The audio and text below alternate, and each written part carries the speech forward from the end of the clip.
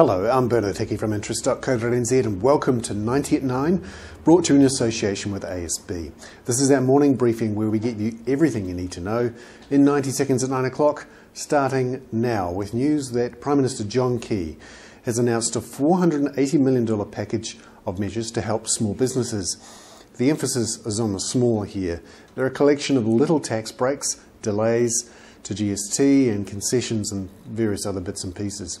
It is good for the government to keep this small. New Zealand has a debt problem and the government needs to be saving as much as it can. Otherwise, we risk a downgrade from Standard & Poor's. In the States, Barack Obama is going to limit executive pay to $500,000 US for those executives running the bailed out banks. Later today in New Zealand, we'll get some jobs figures and we're likely to see the unemployment number rise over 100,000 and the jobless rate rise towards 4.7% from 4.2%. In Australia, Woolworths may be about to take on Bunnings warehouse in Mitre 10 and set up a big box hardware store. We haven't heard what they're doing in New Zealand, but that's one to watch for those people in the hardware business.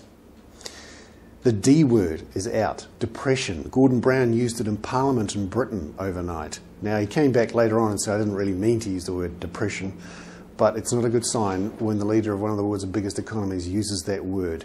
Mexico, meanwhile, is having to defend its currency, the peso. That's a worry for the emerging markets.